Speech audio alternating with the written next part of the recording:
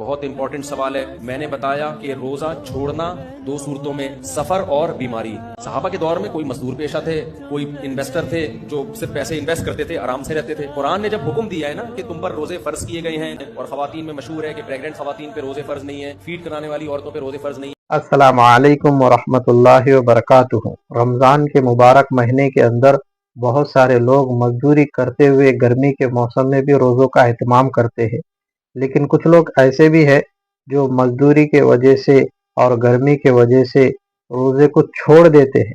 उनका ये कहना है कि गर्मी का मौसम है और हमारी सख्त मेहनत है, इसके अंदर हम रोज़े किस तरह रख सकते हैं। तो क्या इस्लाम के अंदर मजदूर को रोज़ा छोड़ने की गुंजाइश है या फिर उसे हर हाल में रोज़ा रखना ज़रूरी है?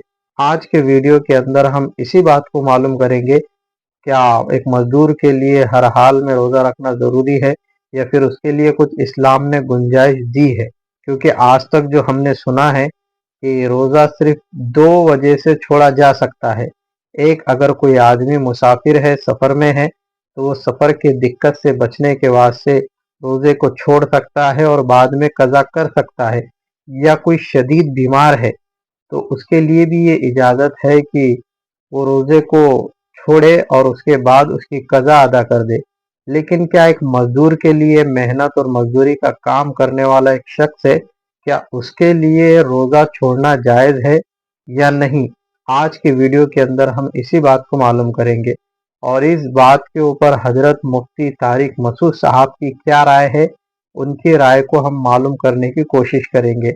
और साथ ही साथ दूसरे और एक मसले के ऊपर आज हम बात करेंगे कि अगर कोई खातून उम्मीद से है तो क्या उसके लिए रोज़ा रखना ज़रूरी है या फिर उसके लिए भी कुछ गुंजाइश है कि वो रोज़ा छोड़ सकती है। तो इसलिए रमज़ान के महीने के अंदर ये मसाइल हमें मालूम होना ज़रूरी है, चाहे इन मसाइल से हमारा ताल्लुक़ हो या ना हो, लेकिन इन मसाइल को हमें मालूम करना बहुत ही ज़्यादा ज़रूरी है, ताकि मुस्तक़बिल के अंदर कोई ऐसे मसाइल हमारे सामने आए या हाल के अंदर ऐसे कोई मसाइल सामने आए तो इन मसाइल को सामने रखते हुए हम अपने इबादतों को पूरा करें और गलत फहमी से और गलत तरीक़ों से हमारी हिफाजत हो जाए और हमारे रोज़े और हमारे इबादत अल्लाह के पास मकबूल हो जाए। इसलिए आज के वीडियो के अंदर हम दोनों मसले के ऊपर बात करेंगे। एक तो क्या एक मजदूर के लिए गुंजाइश है कि वो रोज़ा छोड़ सकता है, और दूसरा मसला आज का हमारा ये है कि कोई खातून उम्मीद से है तो क्या उसके लिए भी रोज़ा छोड़ने की कुछ गुंजाइश है।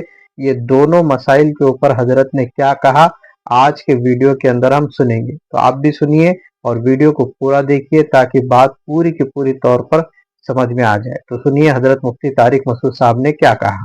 बहुत इंपॉर्टेंट सवाल है। मैंने बताया कि रोजा छोड़ना दो सूरतों में, सफर और बीमारी।